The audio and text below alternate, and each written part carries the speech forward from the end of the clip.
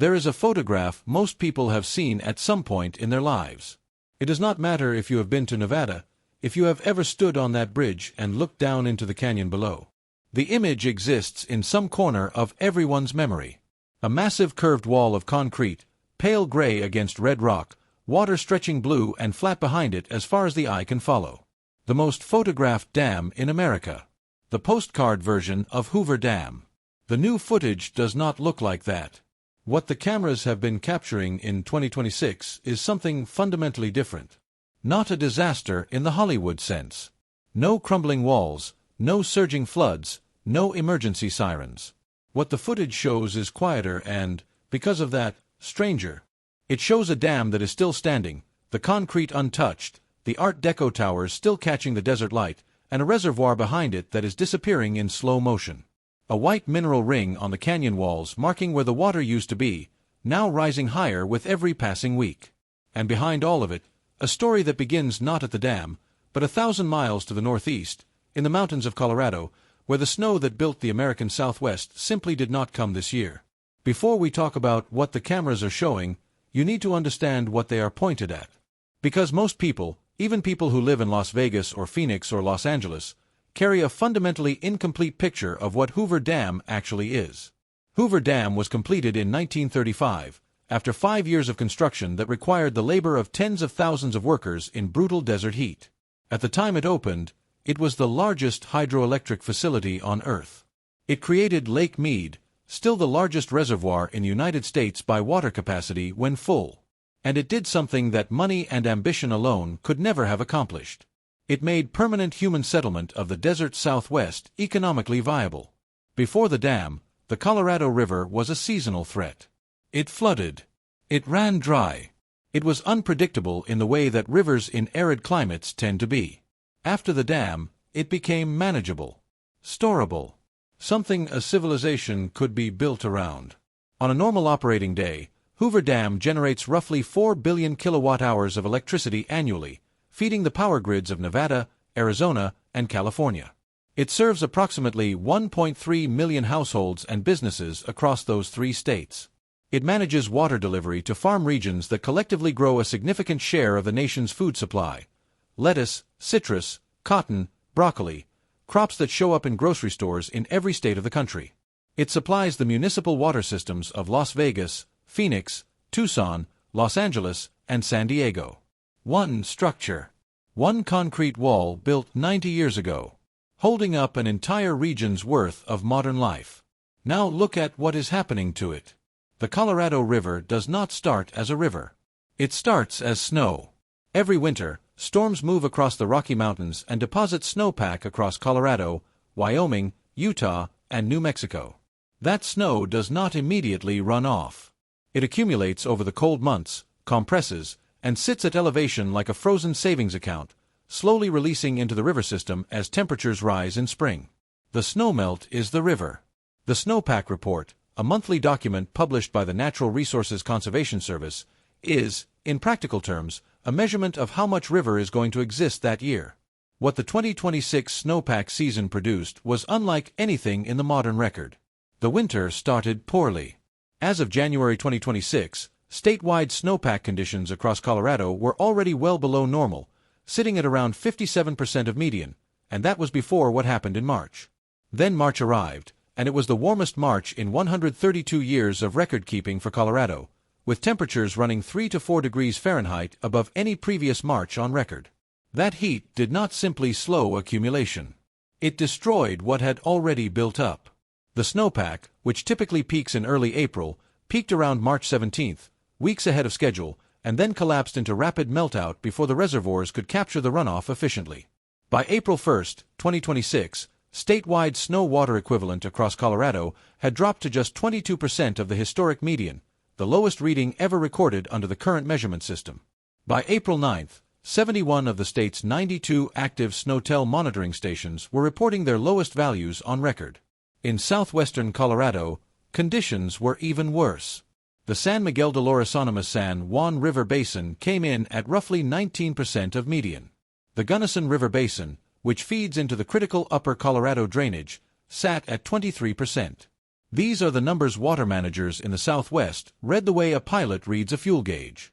And what the gauge was showing in the spring of 2026 was close to empty. The April through July runoff forecast for the Upper Colorado, the water that should be flowing off those mountains into Lake Powell, came in at roughly 22% of normal, described by the Colorado Basin River Forecast Center as the third worst on record. For the critical zones immediately above Lake Powell, the picture was similarly grim. Denver Water declared a Stage 1 drought, seeking a 20% reduction in water use. Colorado's state climatologist, presenting the April 1st water outlook, told reporters he was not going to sugarcoat the drought the state was in. He was not sugarcoating it. Because downstream from all those bare, brown, snowless mountains, a chain reaction was already in motion. If you have seen any photograph of Lake Mead taken in the last several years, you already know about the bathtub ring. That pale white stripe running along the canyon walls above the current waterline, tracing the outline of a lake that used to be much larger. It is calcium carbonate, mineral deposits left behind by decades of higher water levels, and it is a scar. The higher that ring climbs above the current water surface, the more water is missing. In June 2026, Lake Mead is sitting at approximately 1,050 feet elevation, which places it around 177 feet below its full pool level. The Bureau of Reclamation confirmed in early June that the reservoir had slipped below 1,050 feet, a sobering threshold, and is sitting at roughly 35% of its total capacity. That is the lowest the lake has been since 2022, when it hit its then-record low of 1,041 feet. It is heading lower. The Bureau of Reclamation's 24-month study released in May 2026 projects Lake Mead's most probable elevation at 1,020 feet by July 2027, more than 20 feet below the 2022 record. According to separate projections, the lake could fall nearly 30 feet over the next 2 years if conditions hold. To understand what those numbers mean in human terms, consider the elevation thresholds that define what the dam can actually do. At 1,035 feet, 12 of Hoover Dam's 17 turbines cannot operate efficiently. Below that level, power generation does not simply decrease, it falls off a cliff, dropping by roughly 70% according to federal forecasts and water manager assessments released in late May 2026. The Bureau of Reclamation is investing $52 million in 3 new turbines designed to generate power at lower elevations, down to 950 feet, but has not disclosed when those turbines will be installed. At 950 feet, the absolute minimum power pool elevation, meaningful electricity production becomes severely constrained. At 895 feet, the reservoir reaches what engineers call dead pool, the level at which water can no longer flow downstream through the dam at all. Lake Mead is currently at 1,050 feet. The critical 1,035-foot threshold is 15 feet away. In April 2026, the Department of the Interior announced an emergency drought management plan for the Colorado River. Interior Secretary Doug Burgum stated that between April and October, the Bureau of Reclamation would cut releases out of Lake Powell to the legal minimum in order to protect the Glen Canyon Dam's ability to generate power upstream. The plan would help Lake Powell, and it would hurt Lake Mead. Buried in the Bureau of Reclamation's announcement was a paragraph that water managers across the region read and reread. It stated that lower flows out of Lake Powell could reduce Hoover Dam's hydropower output by approximately 40% as soon as the fall of 2026. The agency acknowledged that the plan could simultaneously accelerate the downstream decline of Lake Mead. 40% is not a technical footnote. Hoover Dam's 17 turbines carry a nameplate capacity of roughly 2,080 megawatts, but years of declining Lake Mead levels have already cut real-world output to an estimated 500 to 600 megawatts in recent operating periods. A further 40% reduction from that already diminished generation would push output down to somewhere between 300 and 360 megawatts. That is the power supply of 3 states approaching its floor during peak air conditioning season. The hottest months, the highest demand period, the worst possible time for a significant generating facility to go dark. The Western Electricity Coordinating Council, the regional organization responsible for grid reliability across the western states, issued its 2026 summer outlook in terms that were deliberately cautious but unmistakably concerned. Grid specialists are now running computer models that, in effect, turn Hoover Dam off, and then calculate how the surrounding grid responds under different weather and demand scenarios. Some utilities that hold contracts for Hoover-generated power have already begun securing replacement energy through market contracts at a cost premium. Lincoln County Power District in Nevada, which gets roughly 70% of its electricity from Hoover, is planning a year in advance. The district's manager described the market for replacement power as volatile, prices low right now, but capable of shifting fast. None of this crisis originated with a single decision or a single year. The structural foundation of the problem was laid in 1922, when representatives of the 7 states that share the Colorado River gathered and negotiated the Colorado River Compact, a document that divided the river's annual flow among Colorado, Wyoming, Utah, New Mexico, Arizona, Nevada, and California. There was nothing malicious in what those men decided. They measured what they could measure, and they divided what they saw. The problem was their timing. The flow measurements used to establish the compact's allocations were taken during one of the wettest decades in the river's recorded history. The volume of water they divided among 7 states was not the river's average. It was the river's best. And for a century, the entire infrastructure of the American Southwest was built on that single optimistic miscalculation. 7 states were allocated more water than the river, on average, actually produces. For decades, the shortfall was masked by reservoir storage and relatively wet cycles. In 2026, with reservoirs near historic lows and the snowpack that fills them producing a fraction of its historical average, the math has finally and publicly stopped working. Nevada draws roughly 90% of its municipal water supply from Lake Mead. Las Vegas, a city of more than 2 million people in one of the driest deserts on the continent, began 2026 under Tier 1 water shortage restrictions, with the Southern Nevada Water Authority's full allocation cut from 300,000 acre-feet to 279,000 acre-feet. The Nevada, California, and Arizona water authorities proposed in May 2026 a short-term framework that would reduce the 3 states' combined Colorado River use by 20%, adding an extra contribution of 700,000 acre-feet of water to cuts already in place, a plan designed to stabilize the system through 2028. Arizona is facing a parallel agricultural emergency. Farms in Pinal County and across the state that depend on Colorado River water through the Central Arizona Project are absorbing the deepest cuts. The state's farming sector, centered in the Phoenix and Tucson regions, growing crops that supply grocery stores nationwide, is receiving water allocation notices that describe reductions most agricultural operations cannot absorb and remain viable. Some farms are fallowing entire fields. Others are drilling for groundwater at depths and costs that cannot be sustained over multiple seasons. California holds the most senior water rights in the lower basin, meaning it has legal priority over Arizona and Nevada. But senior rights are only meaningful if the water physically exists. The Metropolitan Water District of Southern California, which serves 19 million people, is drawing on emergency storage reserves. Those reserves were designed for short-term disruptions, a flood, a pipeline break, a bad quarter. Not a multi-year structural failure of the river system that supplies them. Paleoclimatologists who study long-term river behavior, researchers who reconstruct historical flow data going back centuries using tree rings and sediment records, have been watching this trajectory form in their data for longer than the public has been paying attention. The consensus among researchers who study the Colorado River Basin long-term is that what is happening in 2026 is not a random bad year.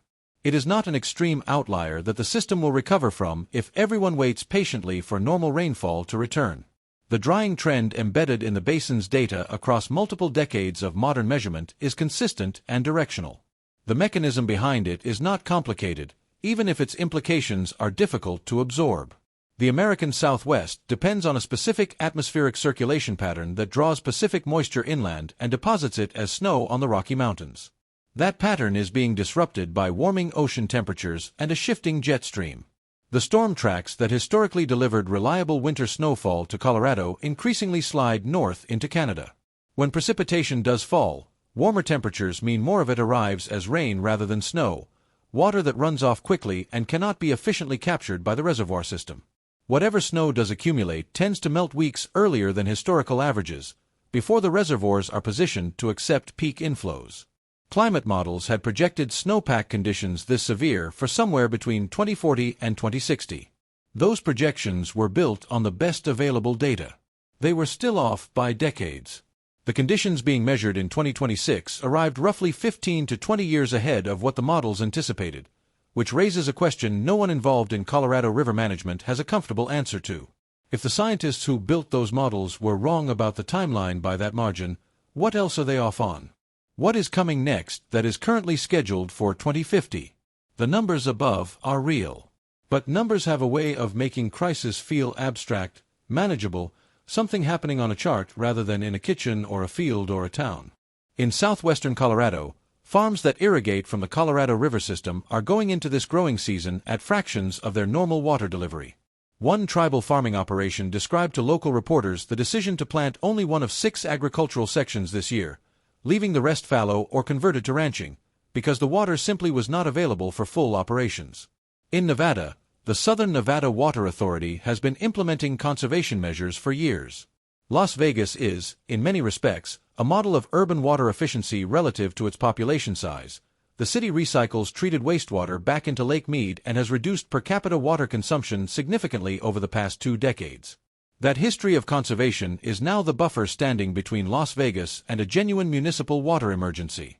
It is not an unlimited buffer. In Arizona, the agricultural sector is confronting something more immediate than conservation planning. Farms growing crops for national markets are receiving water allocation figures that describe reductions incompatible with normal operations. The adjustments being made, fallowed fields, shifted crop mixes, emergency groundwater pumping, are expensive, and some of them are not sustainable over multiple seasons without long-term infrastructure investment that the current crisis timeline does not leave room for. Hoover Dam still stands. The concrete is the same concrete poured between 1931 and 1935. The Art Deco towers catch the same desert light they have caught for 9 decades. Tourist buses still pull into the parking lot, because some people really do commit to a vacation plan. But the reservoir behind that concrete is at 35% of capacity and falling. The Bureau of Reclamation projects it could reach levels by mid-2027 that would break every record set during the previous crisis of 2022 by more than 20 feet. The snowpack that has historically replenished it came in at a fraction of normal in 2026, the worst on the modern record, driven by the warmest March in 132 years and a structural aridification signal that climate scientists say cannot be attributed to natural variability alone. The 7 states whose water futures are tied to this reservoir are in active, difficult negotiations over allocation cuts. They are not all in agreement. The upper basin states and lower basin states are, as of June 2026, at an impasse over how shortages should be shared. The federal government has announced emergency operational changes. The Bureau of Reclamation is investing in new turbine technology. Water authorities across the region are proposing voluntary reductions and purchasing replacement power contracts. All of that is happening. None of it changes the fact that the water going into Lake Mead this spring came in at roughly 22% of its historical average, and the trajectory of the reservoir points downward toward the critical threshold of 1,035 feet, 15 feet below where the lake sits today. The 1922 Colorado River Compact allocated a river measured during its wettest decade to 7 states that have since grown into a combined population of 40 million people. The infrastructure built around those allocations, the dams, the canals, the cities, the farms, the entire modern Southwest, was designed for a wetter world than the one that exists in 2026. Hoover Dam is still standing. It is still one of the most photographed structures in America. But what the new footage is showing, the retreating water, the climbing bathtub ring, the falling turbine output, the bare brown mountains where the snowpack should have been, is the visible edge of something much larger. A system built for abundance running headlong into scarcity. The window to manage this crisis is still open. Federal projections, state water authorities, and grid operators are working the problem. Conservation measures are real and in some cases working. The reservoirs have not reached dead pool. The taps of Las Vegas and Phoenix have not run dry. But the snowpack is gone. The reservoir is falling. And the dam that built the American Southwest is approaching the edge of what physics and engineering allow it to do. What happens next is not a weather story. It is a civilization story. And the new footage coming out of Black Canyon in 2026 is, frame by frame, showing us exactly where it stands.